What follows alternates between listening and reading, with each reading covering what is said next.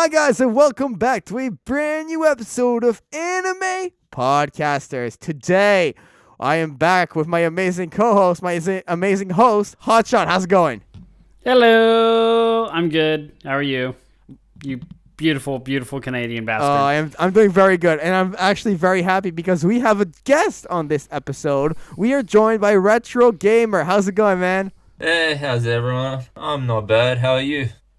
We're all doing very well. Retro. He's so excited to be here. I'm just really tired, so excuse me if I'm not extremely energetic. No, I know you're good, but that is part of being on the podcast. You've seen the episodes, right? Oh, I've been on it. Yeah, right. I'll do what I can, but yeah, too many late nights. You're all good, you bro. describe my university life right now.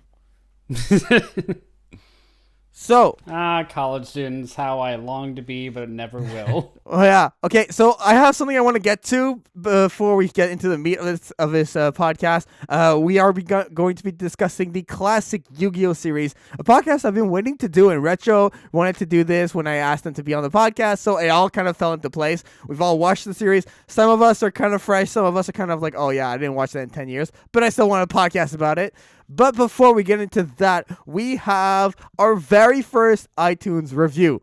Someone has reviewed the podcast on iTunes, given us 5 stars. So I want to give a big shout out to Kakashi Dogs and Company from the United States. And they write this on their iTunes review. First of all, they say awesome. He said, or she said, whatever. They said, this is my new favorite podcast, and I love Hotshot. So thank you so much, Kakashi and Dog, for that review. Dude, Hotshot, you got a fan. I got a fan, and you have nothing. I have, whatever. As is the way it should be. This is now my podcast. You will still be doing all the work, but I will be running things. Wow. Mutiny already. Yeah. Mutiny already, right? I don't know. I'm just very appreciative for you leaving that review. We work really hard on this podcast, and it's crazy. Like, every single time I'm like, oh, leave us a review on iTunes. Not thinking someone would do it, but someone actually did it, which really helps out the podcast. So what we're going to do from now on, if anyone leaves a review, good or bad, we're going to be reading it on the podcast and reacting to it.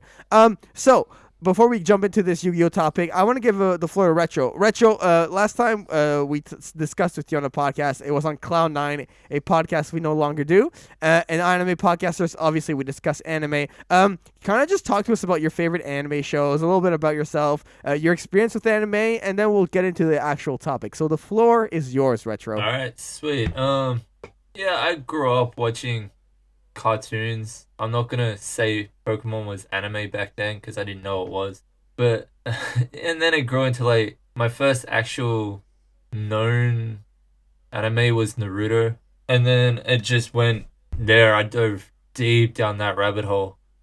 My favorite ones would probably be GTO.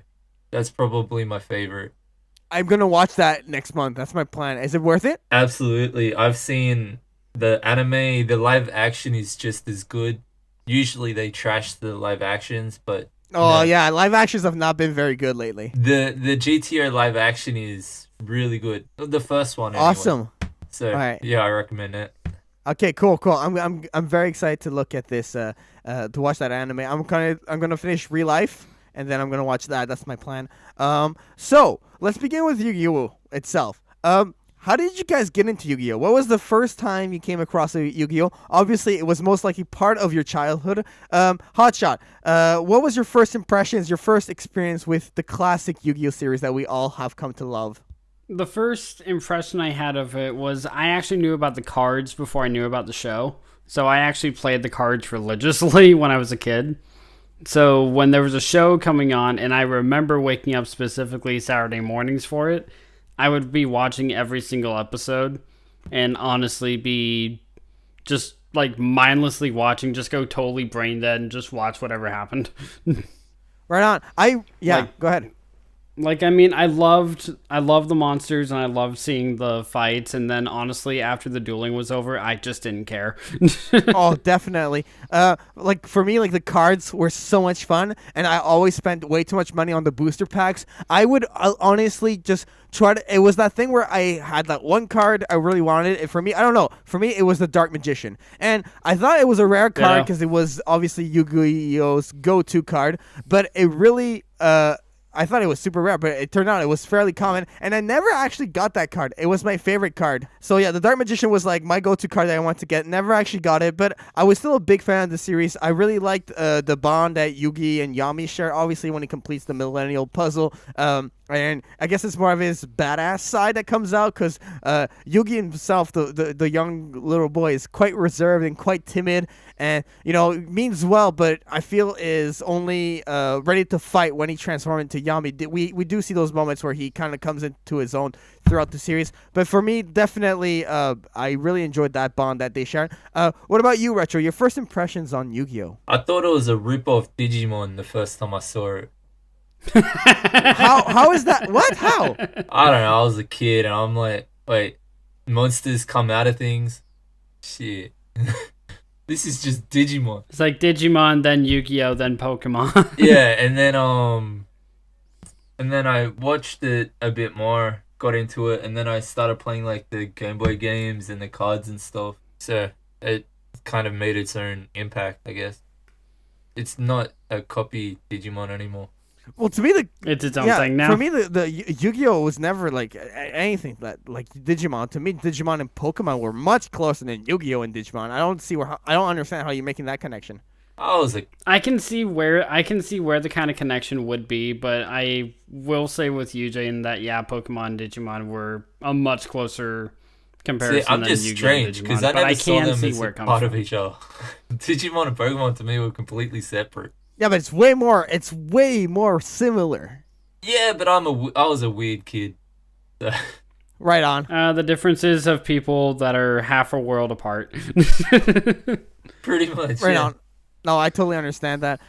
Who was your guys' favorite characters as you saw obviously we saw the gang comes together, Joey, Yugi, Taya, and Tristan. Mine would have had to have been either Weevil, the sneaky little bastard, or Joey. Oh God. Oh my God, I'm Weevil. not judging. Just Weeble just sends very creepy feelings up my spine. Like You gotta love his no. attitude, man. I gotta love his attitude, I hate but his at the same attitude. time, I just no, he throws away Yeah. Exodia and everything. He's a cheapskate. Like he is absolutely the worst kind of person. I absolutely hated Weevil, which kind of works because he's a good villain, and because of that, he inspires hate within me. I swear. And then when he was fighting against Joey, and he put that parasite card into the Joey's deck to manage to just to screw with him because he was trying to win in that whole Kaiba tournament and trying to seek the god cards. Weevil to me was always that that villain that wasn't good enough to take the challenge head on, so he cheats. The same thing goes in the actual Pegasus tournament where he duels Yugi. Oh yeah, I in just a place found him where hilarious. That's all. how is he hilarious though? I just find him just like lackluster, cheap, weak. I don't understand that. It's more of the reasons he does that is funny in a pathetic kind of way. It's hard to explain, but no. Yeah, it's a toss-up between those two, Joey Wheeler and then Weevil. Yeah, growing up, my definite favorite character was Joey, but then the older I got, it actually started transitioning over to Yugi and Yami more. I feel like Yugi and Yami were the go-to favorite characters, just because. Yeah, just because. Which I mean, Well, the show's name. now that I'm Yugi. older, Oh, so yeah. So I mean, it kind of goes without saying on that one. Just with how old I've gotten, God no. With the older that I'm getting, my go-to seems to just be like the title character card of whatever show I'm watching. But when I was a kid, it was always like a sidekick character. Like I always liked Robin more. I always liked Joey more. I liked Brock more than Ash for a very what small about time. Misty? Misty's also a side character in that aspect. Misty is my favorite character now. So Well, that's a whole different story. Yeah, no, we're not. That's not what this one's about. That's next week.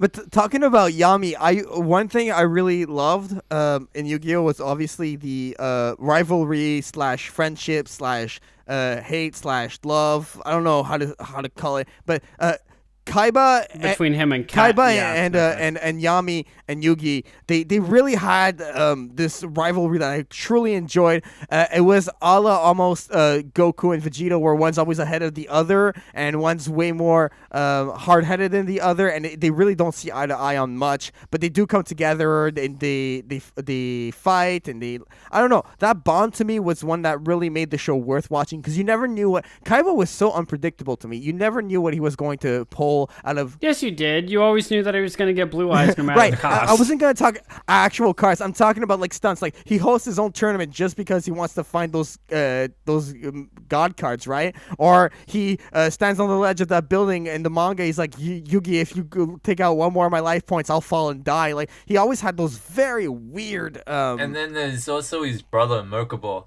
who. Yeah, I like Mokuba. Mokuba was enjoyable. I've always liked Mokuba. But I felt like Mokuba and Kaiba, Kaiba had no respect for Mokuba, and obviously they grow into each other and everything, and they embrace as brothers. But like at the beginning, he was like, "You're not worth being my brother." Basically, was what he's saying. Yeah, I mean, I even don't if know you go with back that, to like because in the Kaiba's later debut, episodes, they do go back to flashbacks of when they're growing up and stuff, and I don't know, they seem pretty tight. growing up, Mokuba and Kaiba definitely had something more than they have now. Because now, if you look at it at first glance, it's like, you are a pest. But growing up, yeah, Kaiba did definitely care for Mokuba. Yeah, well, that's all they had. But I mean, that just shows that Kaiba has some smidge of humanity in him, but not much. I mean, it was the fact that I think because they obviously, from what I remember, Kaiba and Mokuba were orphaned, and so I guess because they were orphaned, they grew a tight bond. But I felt like as Kaiba and Mokuba grew up, they grew apart, right? And Kaiba became this very successful duelist and built his own enterprise, but Mokuba was kind of always in his shadow. Does that make sense? Do you guys agree with that? yeah, I'll have to agree. To me, I didn't really like Mokuba. I thought he was a whiny little bitch. But yeah, I don't know. To me, it almost seemed like a Trunks and Vegeta kind of thing, where like Trunks was trying to get approval from his upper, and it would just never work. It's kind of the same thing with Mokuba But and Trunks Kaiba didn't complain as much. No, not nearly as much. God, no. But I mean, it's a different show. You got to tweak something so it looks different. Yeah, like, yeah. If you're gonna copy my homework, tweak it so it's not obvious. No, definitely. But I don't know. Mokuba and Kaiba were kind of hard for me to get into. I didn't like the complicated bond that they shared. I just found that it was over exaggerated too. I don't know. Like there were parts of it that I enjoyed. It was sweet to see them like work together when they wanted to work together. What's your thoughts on Mia or Maya, depending where you're from? On my. Oh my god, my well, I just wanted to finish with my Mokuba thought real quick. I also didn't like the fact that he just always was his assistant for Kaiba and was supporting Kaiba, but I felt like Kaiba wasn't like returning that favor. And when it comes to Mai, I don't know. Mai was a handful. I gotta turn it to you, Hotshot. I gotta gather my thoughts because Mai was everything, but nothing. Honestly, with that character, all I can say is "oh my," and I just have to leave it at that. I honestly I can't won't say front, anything man. I had a else. mad crush on her when I was a kid. Dude, whoever grew up with Yu-Gi-Oh, who the hell didn't have a crush on her? I mean, you're not wrong. See? Okay, that's 3 out of 3. So, some people in Australia, people in Canada, people in the States, it was just all around. Yeah, I mean, you couldn't. For me, And then watch, we're the only 3 who ever watched it who have that crush. oh my god. For me, Mai felt like that ally, but like it was that enemy turned into ally story for her. Like obviously during the whole Pegasus thing, she's dueling against Yugi and she's trying to like win the ultimate prize and everything. But then as she loses, she learns a lot more about herself. And eventually she becomes an ally, and we see during the whole Kaiba tournament arc where she is on their side and she's trying to win cards, and she's she's dueling along with the best of them. To me, I felt like she pushed that. How can I say? She pushed the boundaries of the anime with her character, the way she approached situations, and the way she would act differently than the main cast. Yeah, she was very really sassy. good. Like, she put people back in their place. Like, okay, so I could be horribly wrong here, and if I am, please correct me. She was probably the first female character in the show to actually, put up a fight. Oh no, she absolutely was. In the sense of, in what sense of fight do you mean though? Like in actual duels? Because I mean, like except for her, the only other female that I can think of that we had even in the same level was Taya, right? And then if you compare Taya to Mai would just like not back down, whereas Taya would just go, okay, I guess this is happening now. And it's just kind of, Mai obviously had her own opinions and stood up for what she thought was going on, whether it was her own personal gain or I'll have to agree with that. Like a more appropriate to cause. me, I mean, that, yeah. Taya was more of like, if I remember, Taya was more of an early Sakura in Team 7. Like, just there because. So she's useless. Yeah, no, she's basically there because every anime needs at least one girl in their group. That was it. Like, and then she was just useless till the end. She didn't do nothing. But yeah, no, so I'll definitely have to agree with that statement about Mai. What I also just okay. What Mai brings up to me is the harpy ladies that she would use and how that was basically her go-to the deck. Harpies. What were your thoughts on just characters having their go-to cards and characters having their go-to spell cards, trap cards, monster cards? Well, I mean, it's no different than like another anime where like they have their trademark move or their trademark fighting style or anything like that. If you have your trademark, it's just part of your character. Yeah, no, it is, but I mean, it's like a catchphrase. I mean, I mean, kinda, yeah. But I mean, my favorite trademark in the show would definitely be not just Dark Magician with Yugi, but like all the magicians. So like Elder Magician, Dark Magician Girl, and Dark Magician. Those my favorite three magicians. Monster character thing would have been monster character thing. Well, yeah, please just leave it at that. Just don't call it a dual monster, just a monster character thing. Oh yeah, please. of course. Would have been Skull Monster. What's his name? Oh, yeah, Summon that's Skull. the one. Oh, Summon Skull was so cool. He was one of the only level 6 monsters with 2,500 attack points, and that made him like a pretty like big deal in my opinion. He was a very strong monster and one that I feel like Yugi used often, but not often enough because he's a staple in my opinion, a staple card. He was basically a backup for Dark Magician because I do remember seeing Summon Skull. Right. No, I agree with that, but this makes me want to bring up the point that yes, every duelist has their staple cards. Yugi with the Dark Magicians, or Kaiba with the blue eyes, or Mai with Joey with red eyes. Yeah, or Mai with her heart piece. But I feel like because this is like Yu-Gi-Oh! And there's so many cards and seasons pile up and time goes on, like you have to switch up your decks every single time. And I think, because otherwise your battle tactics are going to be the exact same, and then everyone's going to know how to beat you. For sure, but I would have enjoyed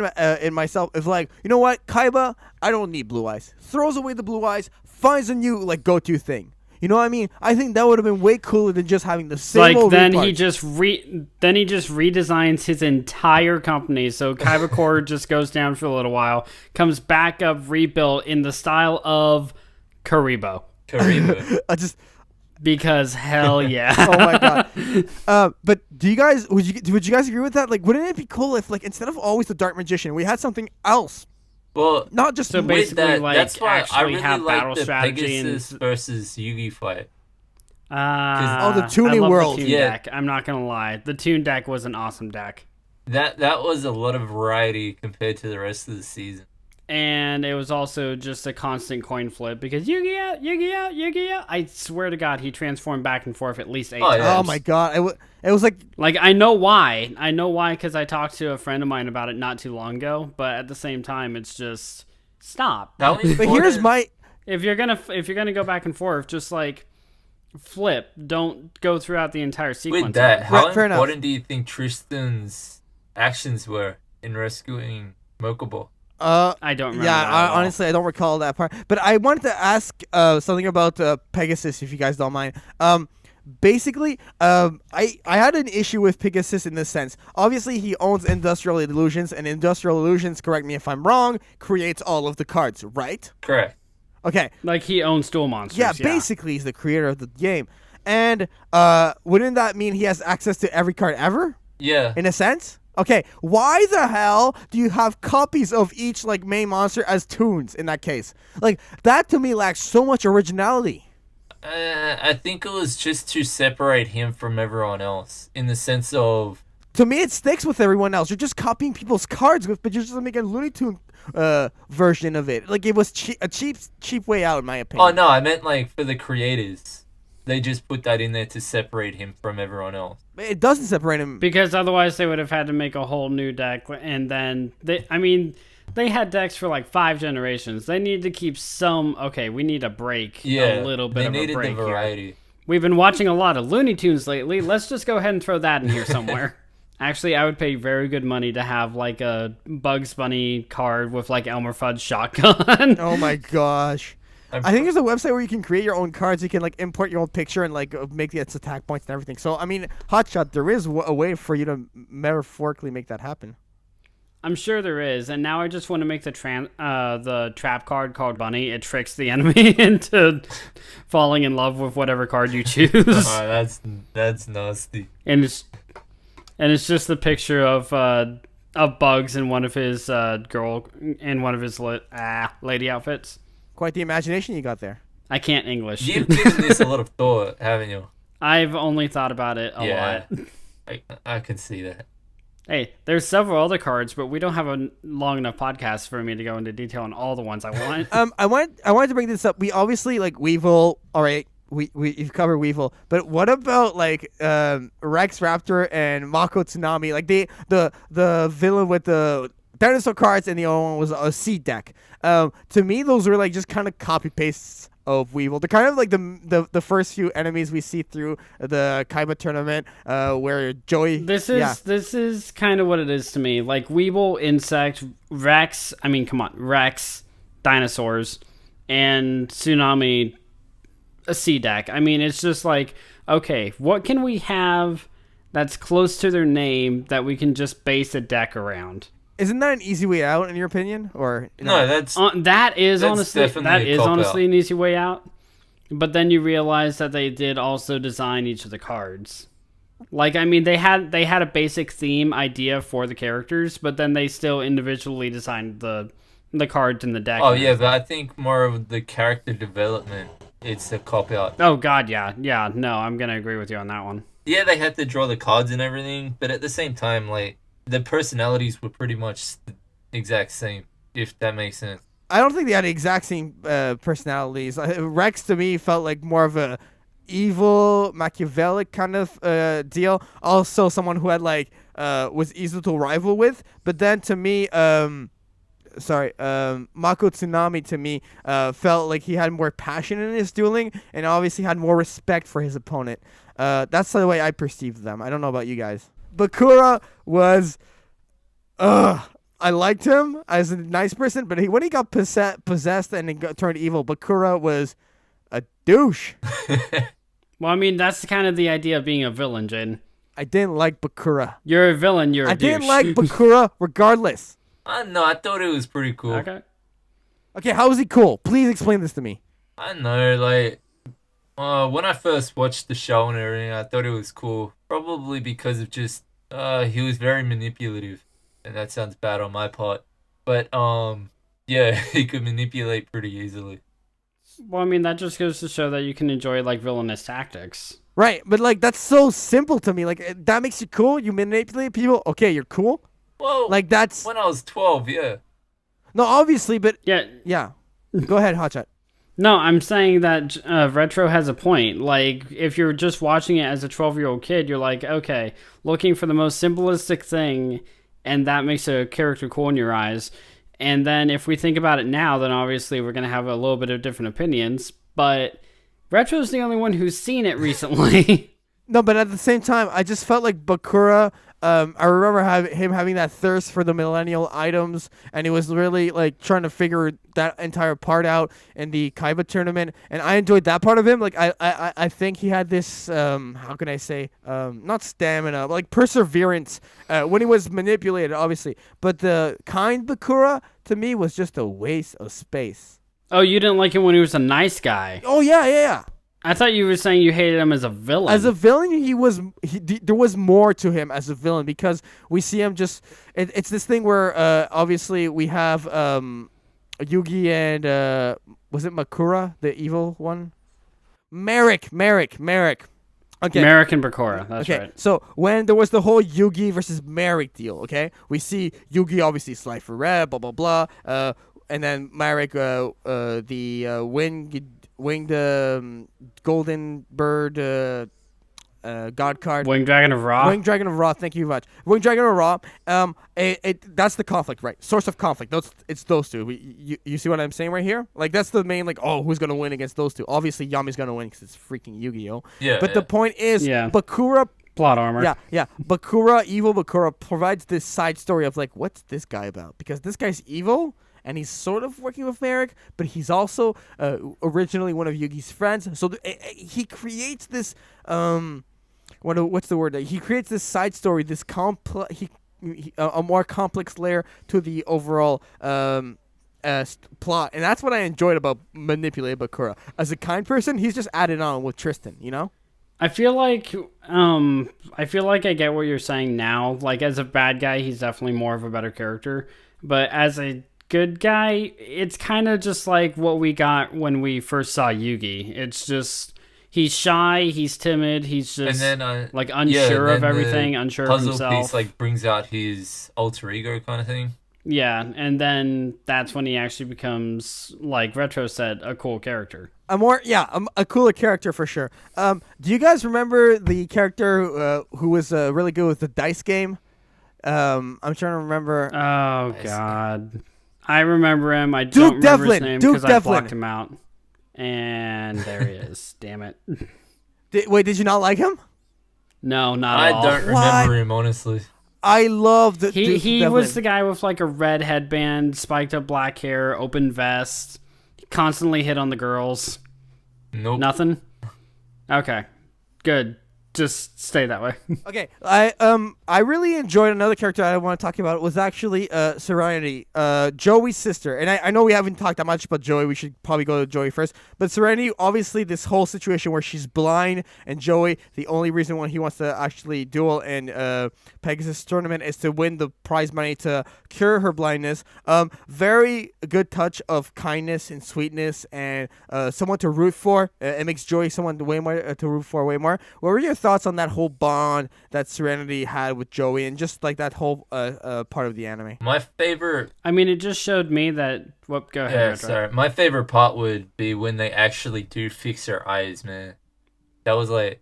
Not gonna lie, I cried a bit. That was recently. Not as a kid. Honestly, and it sucks that I have to say this, but I don't remember her getting her sight back at all. I just remember Joey going to visit her in the hospital, telling her that he was going to win the tournament for the cash. And I remember seeing the dynamic between the two of them, but that's really about it. But to me, it just shows me that Joey has more to fight for than we originally thought. Like, he's fighting for someone else, not just himself. And that, to me, just made Joey, like, a much better character for me.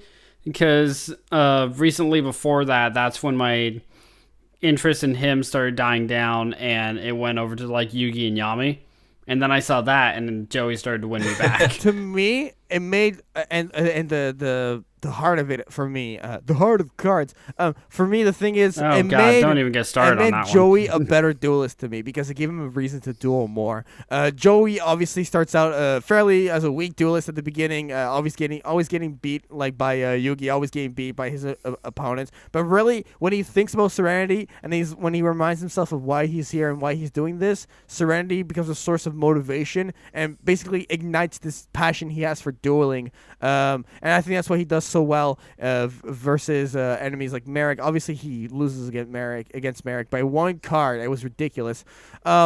It was such a good source of motivation for him. Like, I don't know, for me, something that gives you a reason to duel more heavily and try harder is always a plus. Oh yeah, I'll have to 100% agree with that. When I was dueling my brother, oh man, there's snacks on the line. Motivation. Snacks. Honestly, yeah. If you have a motivation to win or a motivation to do better than you're usually gonna do, you're gonna do a lot better. If you're just dueling to, okay, well, that sucks. And no, you're not going to bring your A game. Yeah, exactly. But going more into Joey, what was your guys' overview of him when he was dueling at first, and his bond with Yugi becomes stronger and everything, and he really becomes like almost like, I say Yugi's right-hand man in a sense. They're like inseparable. What were your thoughts on I liked his on him? never die attitude. No matter how much times he got beat, he kept coming back. So I always liked that about him. For Yeah. Joey? Like, even at the beginning, Yeah. like... Especially like him against Mai. Yeah, but like, even in the very first episode where they introduce him, they mentioned like he got his ass whooped like 4 or 5 times in a row, and he's still like, hey, teach me. You know what I mean? Like... Yeah, and then the person that he bullied the most ended up being his best friend, i.e. Yugi. Yeah. So. Oh, I forgot that. That's so true. Oh, Joey Yeah, and Joey Tristan. was just a horrible, horrible bully to him. yeah, Joey and Tristan, and after that, it kind of changes everything. There was that whole first season where Yugi's just, his first goal is to just put that Millennium Puzzle together. There's very little dueling. I completely forgot that season. Man. Probably that's why, though, because there's hardly any dueling. right. But I just remember that scene, that entire series being so hardcore. It was like almost like, not like death games, but like games where like if you lose, like you're gonna like burn yourself or something. Like, I just remember this one scene where Yami came out and they were in a cafe, and he had like a coffee on the guy's hand, and like some like lighter, and then there was like fuel on the table. He's like, one choice and you could die right here. It was like some really dark thing like that. I just remember that first season being really dark. I honestly do not remember that. But the first season where he actually puts together the puzzle itself, what's your recollection of that? Not much, to be honest. Like, it's just them introducing the characters, pretty much. But they can't just introduce the characters like for like that series went on for a while. You know, it was like you can introduce characters in like 5 episodes. You introduce Yeah, characters. but that's all to I it. remember from it. Like, that kind of thing. I don't remember much. So, do you remember any? I feel like there was some sort of character development, if I'm not mistaken. Hotshot? You guys are on your own on this one. I know, because when I watched it recently, I just watched certain episodes and skipped here and there because I didn't want to watch any filler. Yeah, I have no idea. It was definitely one of the first animes that I did watch, and it was a big part of my childhood. It was, unfortunately, though, it was just one of those ones that I watched for a really long time growing up, but then as I grew older, I grew further away from it. So now the closest thing I have is another friend of mine is heavy into Yu-Gi-Oh, so he brings his cards over sometimes, and the parody series done by Little Karibo and his group. Yeah, I want to. And I want to talk about that a little bit more towards the end, but no, keep going. Sorry. I mean, that's basically my only thoughts on Yu-Gi-Oh. When I saw it as a kid, I loved it, but it was just one of those loves that kind of fizzled out, and I started getting into more stuff more. When you guys were growing up with Yu-Gi-Oh and everything, did you guys have like card tournaments in your local area and stuff as well, or? I had one. Go ahead, Hotshot. Yeah. We did only in school though. So like at recess, me and a few other of my friends would go down. We had like a picnic table by like the edge of the playground that we would always go to and bring out our cards, and we would just have like play stuff there. But other than that, not that's really. where I got a lot of my cards from. Was like local area tournaments and stuff. Me and my brother and my mate would just hustle kids out of it. You just hustle kids out Like, of the we were cards. really good with it because all 3 of us are like very strategic people. So I mean, props to you, but Retro, you are a horrible, horrible person. Dude, that's kind of intense. I couldn't afford to buy cards. Little I needed to bit. get it somehow.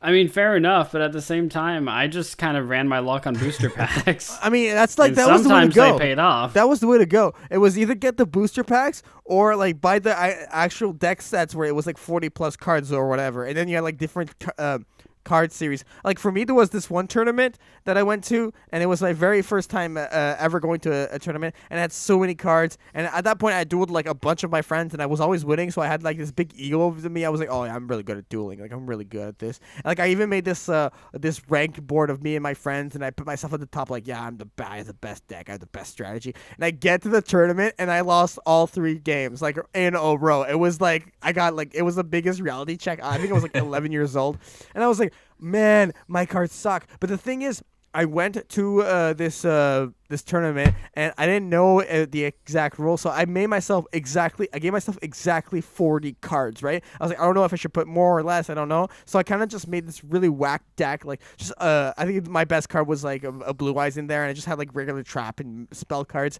And I get to this place, and everyone's got these super rare, strong cards. I'm just like, oh my god, I'm gonna lose so bad. That happened with me, but with Pokemon instead of Yu-Gi-Oh. But like at the end of the tournament, like the lowest prize was like a single booster pack. So I ended up getting a booster pack. So that was a good deal. As you do. As I do, right? I just to me, Yu-Gi-Oh in Canada was so popular. It was part of like white TV, and it was very present, and a lot. It's like a rite of passage. Like you have to watch this at least once before you can grow up. Absolutely. Right. Yeah, and it really is, like, it was a big part of my childhood. My room was covered in Yu-Gi-Oh posters, and I really like collected cards upon cards, and I still have all of my cards. And like my parents tell me, my friends were telling me like keep them because they're gonna be like collector's items later on. Like I have like some pretty rare cards. With that, I'll have to agree with them. I mean, look at the shiny Charizard in Pokemon. That's like worth 100K in today's society. Yeah. Yeah, I mean, these cards are like, and I mean, I don't want to dog Yu-Gi-Oh, but these cards are now becoming antiques, and Yu-Gi-Oh has really just had this. It has, I think it's old enough to have this vintage feel to it. At least the classic series, like I would consider it vintage. Do you guys agree with that? It's on the verge of that, yeah. If you're talking like only classic, then yeah. If you go anything past that, then no. Really? Like a GX to me almost has a vintage feel to it. No. Really? How come? Why would you say that? Because, I mean, for me, vintage is like, okay, these are the original. This is what came out first. And then if you have the other series thrown into there, it's just kind of it's just kind of more the same thing, just newer. Like the first 151 Pokemon will be like vintage. No, but and then the other 999,000 after that don't even matter. But at the same time, I felt like with Yu-Gi-Oh GX, and not to get too off topic, but it is the series that has the closest bond to the classic Yu-Gi-Oh in my sense. Where like these are like, I mean that I'll back you up with. I mean, hell, and Yami that makes even it shows feel, up in it. and that makes me maybe not as vintage, but like it gives it a bit of a vintage vibe to it because of that specific construct. It has that kind of feel because it does, in its own way, kind of resemble Yu-Gi-Oh feel, but to me, it's still not going to be vintage. The only vintage one is going to be the classic. Fair enough. I think we're nearing vintage though with GX. In my opinion. It's 2-1 here, so you're wrong. Yeah, Retro. What were you saying? Yeah, no, I agree with Hotshot in that aspect. But what I want to ask is, Hotshot mentioned earlier that like you watched it on Saturday mornings, right? I did. My question is, so did I. Because obviously different countries have different show times and everything. I used to watch it every weekday, not on the weekend, like before school. So I got to see 5 different episodes a week. Yeah. I got one. I was just wondering how it was. And it was on like one of my 2 days off where I had to wake up early to see it. No, I would tape them. It's not I would fair. actually tape the actual episodes, like VHS tape, record, and like watch it, and then like watch it back like a bunch of times, and like fast forward through the commercials. I did that with Power Rangers. Yeah, well, see, when I was a kid. growing up, I was afraid to even touch the remote control. So. Oh, okay, fair enough. But yeah, no. So I felt lucky about that after hearing that it's only on weekends for Hotshot. I mean, no, for me, it's the same deal. But I wanted to maybe go through like the last two main characters here a bit more. Tristan, give me your thoughts on Tristan, guys. I'm curious to know what you guys I think. honestly don't really have anything on Tristan. Like, if anyone, I have things on Yugi and Joey, but with Tristan, even Taya, and the rest of them, I really don't have anything. So, were they filler to you? Tristan, definitely filler. I would completely agree that Tristan was filler. Okay, cool. Oh, you were expecting to disagree? Yeah, because you've been doing that this entire podcast. I don't know. I just obviously we have different Whenever thoughts. me and Retro have a point, you're always like, no, think about it this way. But now that you're saying, yeah, okay, I'm with you guys. Okay, yeah, so it's caught me a little off guard. what? You're agreeing with me? What is this? But, are you okay? Do you need sleep? Are you drunk again? What's going on? Basically, Tristan to me was like that. Him and alongside Taya, and I'll get a bit more to Taya. I felt like he was just there because he was Joey's buddy. Like, he was moral support. Come on, you could do this. But it ended there. I mean, he gets caught that one on their way to the final tournament in Kaiba, where he loses a duel, so he gets like mind control for a bit, and that's as useful as he gets for the opposite, and that's the only role they really give him. I did not enjoy him as a character. I did not understand why he was there, other than just moral support. What about you, Retro? Yeah, I 100% agree. He was duller than an empty store stump. Like, there was nothing. What does that mean? What is a store stump? A door stump. Like, something that stops the door. Come on, Jaden. I'm in the States, and I picked up on that. Sorry. I think it's the Skype call. But for me, so what? He held the door of success. Like, I don't understand this. No, it means like he had nothing. He was hollow. Nothing there. No storyline. No personality. Oh, no, hollow. Okay, that makes a lot more sense. Sorry. I'm so Canadian. Yeah, I'm glad one of us finally said it. And Taya, for you guys, is it the same deal? Taya is just like a early Sakura. Yeah, Taya was honestly just so the group had a girl character and obviously would fall in love with the edgiest of characters on the group. So she was in love with Yami, and then didn't even show Yugi like a bat of an eye until like Yami was disappearing. I think she's the first who notices Yugi versus Yami, because at first they're like, "Wait, Yugi seems different," and then it's like, "Well, I'm Yami," and then they get used to it. I think she's the one who kind of like brings it up a bit more. Yeah, but at the same time, like, Yami still has to say, I'm Yami, this Yugi kind of thing. And it's like, oh. Yeah, but that's kind of like left me in the dark for a while. Yeah, but I'm just like, guys, this is very obviously not the same person. Yeah, no, I think they... At all. A lot of them were, like, clueless up top. It's like, what do you think happened? Why do you think whenever Yugi dueled, he somehow got 2 feet taller, his voice got way deeper, and he suddenly got skilled at the game? Skilled at the game. This is obviously not the same guy. Well, no, he was still skilled, just not that skilled. Yeah. Yeah, well, that's what I'm saying, even more skilled. No, definitely. I'm going to start wrapping things up here because it's getting late on my side of things. I wanted to ask 2 more things and then like final thoughts. So the first thing, this whole shadow game thing that was introduced in Yu-Gi-Oh, where if you lost, your soul was basically you die. Yeah, basically your soul was taken away. I mean, it was a pretty cool. I actually really enjoyed that. I thought it was it put the stakes way higher in the game, and it kind of just brought out like a more serious side of it. But towards the second half of that kind of season or era or whatever you want to call it, it got really dull because they just ran out of ideas. Yeah. I mean, I think that, like, with all the other aspects that were going into it, like, if you remember in the earlier seasons, like, Yugi's grandfather was trapped in a card or anything like that. If you take, like, all aspects like that, it works perfectly fine on its own. There's no need for a shadow game, like, if you lose the game, you die, as opposed to you lose the game, you can't progress or anything like that. And it's just, like... I get that duel monsters was a thing like in Egyptian times, and this is like if you lost, you did die.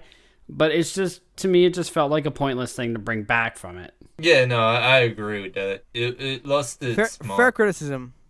Fair criticism. And before we get to final thoughts, I want to ask this: what was your guys' deck when you were growing up? Like, describe your deck to me. I Um, actually am very interested. To I find had out. a lot of trap, magic, and defense.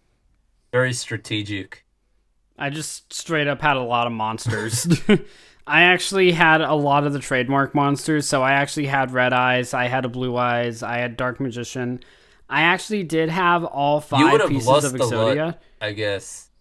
I would have lost a lot. Yeah, I did lose a lot. I think I won like maybe 2 games my entire time Yeah, playing. because with a deck like But that, I had you don't have any cards to bring out your other cards. Yeah, I yeah, was no, gonna say. I had one Monster Reborn and one Dark Hole, and I think that was it. Do you guys remember the card So I White had Hole? those. Do you guys remember White Hole? What? It was like it counters Black Hole. No. No, I didn't even hear that It one. was like that card is literally can only be used if Black Hole is activated, where like it counters it, like it nullifies Black But Hole. like I use Well, I'm I glad no one use, had that on for me. example, like well if I was Hotshot and I had a deck like that, I would have had a card that I forgot the name of it, but it lets you change your hand and you discard a few like cards into the graveyard and stuff. Because then I would have used, hopefully, if I got it, I would have used the reborn. Boom, there's your beast. Well, in my defense, I was like 6 or 10, so I just picked cards that look cool. I didn't read the effects. To me, like my deck was this. I had a if I had to like describe like the 40 cards I had, I definitely had like all my monsters minimum attack. If they were 4-star, they had to have 1800 attack points. Like you could not have 1750, like 1800 minimum. And then I had like 2 or 3 2000 defense cards. And then I would have a couple of sacrifices, and then just like a bunch of those fire spell cards that just lowers your life points like one after another. I would just stack my deck with those like that, because the point was just to lower life points. So I just had a thing where like I want to lower your life points as quickly as possible, and then I had like some like level 8, and I had like one ritual summon and a bunch of traps and spell cards. That was basically my setup. Nice. Kind of basic, but like just more of an offensive thing with a little bit of defense, but still a good like background. Mine with was like spell and trap cards. Offense, defense. Like the defense was good, but it was also an effect card. So like, if you get flipped after defense mode, something happens and all that. I didn't have any like effect. My monsters deck was that a much. landmine of tricks. So Right. No, I hear you on that. I don't know. Like the weakness to my deck was like there's not enough effect cards. So like people with that had monster cards with effects, like usually screwed me over quite a bit. yeah, like I said, me and my brother used to hustle a lot of people for cards because we couldn't afford to buy them. So yeah. I honestly think you guys would have talked me out of all of my cards. Just like, hey, you haven't won a single match. Why not see what we can do with Homie them or has something like that? Homie has 5 pieces of Exodia and hasn't won that many matches. Like, come on, you have the best setup, Hotshot. I don't understand you. Well, I mean, I had all 5 Exodia, and I did have one God card, but I had no idea how to use it. Oh my god, you had a god card? Yeah, I had Slifer. You had Slifer and you didn't know how to use Slifer. Dude, I was 10. Dude, a 10-year-old. No. There's a thing called Google. You can read at 10 years old. No, you had a god Dude, card. I didn't have internet when I was Yeah, 10. either did You didn't I. have internet. I had a PlayStation 1 when I was 10. I had internet when I was 10. Well, you're also older than me. Yeah, but like, oh yeah, okay, fair enough. I don't know. To me, like the god cards, like if you had a god card, you were like a big deal. Like I did not want to duel you. Yeah, but then I lost it. Oh, I remember the story. I remember this. You told me this before. I don't want to go back there. Okay, so final thoughts on Yu-Gi-Oh. What do you guys think about Yu-Gi-Oh? Final thoughts before we close out this podcast. Obviously, you've discussed your thoughts, but would you recommend this series for someone who's never watched it? How important was it to your childhood? Just give me everything you've loved and hated about Yu-Gi-Oh. All right, Retro, you want to go on Yeah, first? sure, then? why not? Would I recommend it? Probably depends if you got nothing else to do. Oh, that's such a bad I mean, recommendation. I mean, yeah, it's like, it's good if you just want to kill time. Am I recommending it to a kid or someone like my age? 'Cause- just your final thoughts, man. You don't have to recommend it if you don't want to. oh no. To a kid, I absolutely recommend it. To someone my age who's like almost 30, yeah, if you got time. All right, I can see that. Fair enough. As for how it impacted me, I don't know. It gave me a lot of good memories with my brother and my other neighborhood kids. So I guess that's a good thing. Okay, cool. Was that it? Yeah, no, that's it. Okay, All right, Hotshot. Jaden, you or me? You. Me? Yeah. Okay. I would definitely recommend this to someone growing up because to me, Yu-Gi-Oh was a big part of my childhood growing up. But again, for me, it was one of those ones where I was obsessed with it for a bit. And then as I grew older, I grew further away from it. I did eventually go and watch GX, and that one I actually did finish. But for classic Yu-Gi-Oh, for what it's worth, it is good to watch and grow up with. If you're older, there are things to take away from it, but not nearly as much, I feel. And honestly, if I watched it or if I didn't watch it as a kid, I don't really think I would have missed anything. Fair enough. Fair enough. For me, I absolutely loved this anime growing up. I fell in love with it, and to me, the fact that it was an anime and it was also a game just is what did it for me. And it was a strategy-based games, and you really had to build your decks, and you wanted to be like Yugi and Kaiba, and it brought my groups of friends together, and it made I played with my brother all the time, and I really thought it was just a great never before done kind of anime slash game.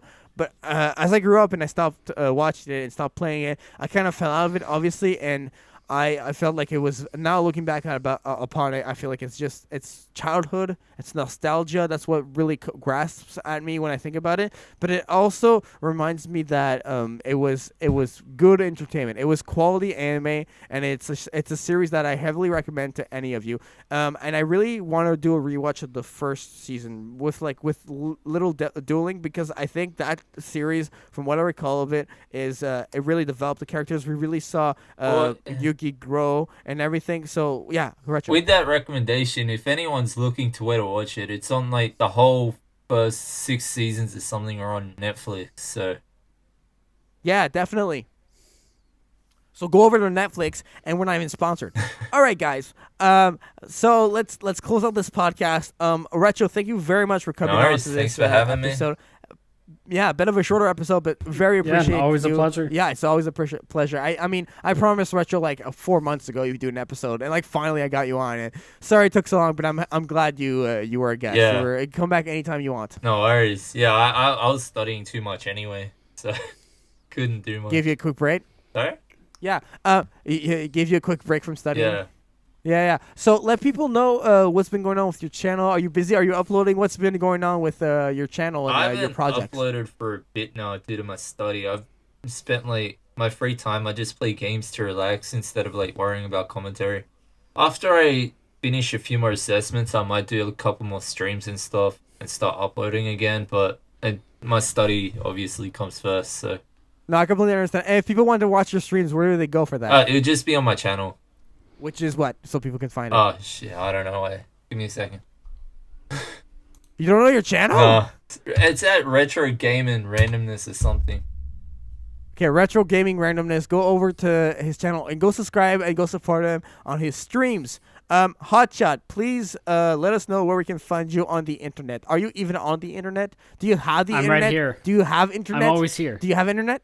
I have internet. I would like to believe I have internet. All Do right. I pay for it? Please. That's another question. All right, go ahead.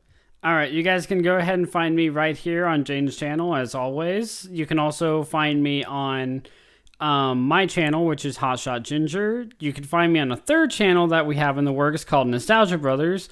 And you can find me on Twitter at Caution Ginger, and I believe that's everywhere you can find me. I don't think I'm anywhere else. Are you nowhere guys that I've left footprints on anyway. Are you guys gonna do streams on Nostalgia Brothers, your gaming channel, or are you guys just gonna be posting Let's Plays? It's gonna be a Let's Plays, like a Game Grumps inspired Let's Plays. Right on, because I was thinking about this the other day, Hotshot. I know how you said uploading and making videos constantly isn't your thing. Why don't you just do live streams? Because you could do a live stream once a week and you're just gaming and then you're done, and that could be your video for the week kind of thing. Have you actually considered streaming? Truth told, no, but hearing it, I actually might start doing.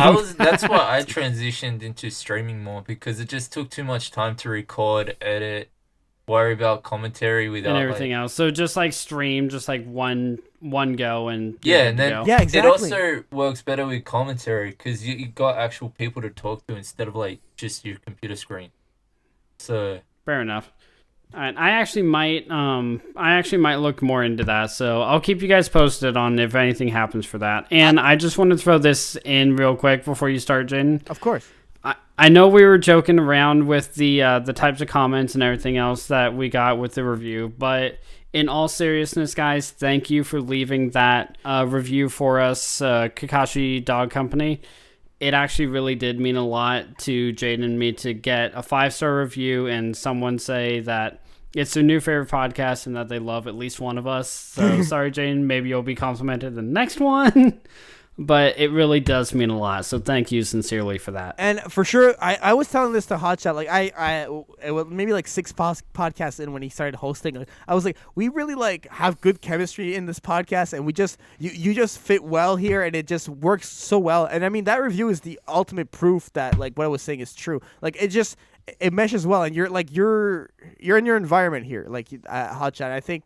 Like a big thank you to you for hosting this with me. It would really not be the same without you. It really wouldn't, and I appreciate that for sure, man.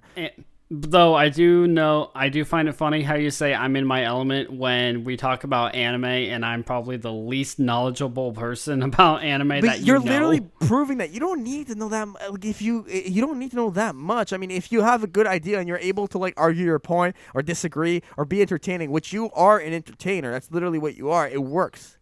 You have the elements. Okay, I'm just going to take this, and yeah, I'm going to agree with you. I'm just going to agree, and I should probably plug my stuff out. I'm just going to agree in which you say that I am awesome. I'm not going to argue against it, so... I'm just the What third are you wheel talking in about? here. I That's suck. all. Continue. Hey, sometimes tricycles need third wheels, okay? Sometimes a bike just wants to be a trike sometimes. That's right. So I would just like to mention that all of the artwork for Anime Podcasters is provided by GoProkyo. Go follow him on Twitter at GoProkyo. Give him a DM if he's on open for commission. All of your artwork, projects, animation, whatever you need. GoProkyo is super talented. His rates are very affordable, so please go check out GoProkyo on Twitter. And if you guys want to follow Anime Podcasters, you can do so on Spotify, SoundCloud, Google Play, iTunes, YouTube, and we're just everywhere. So go subscribe to the podcast. Leave us reviews. We will read them in the next episode. And you can follow me on Twitter at JaianMusic, and you can also hire me for any audio project on JaianMusic.com. I am available for freelance work as well. So that's going to be everything. Thank you all so much for listening to this episode of Anime Podcasters, and we will see you in the next one. Bye, guys. See ya. Bye!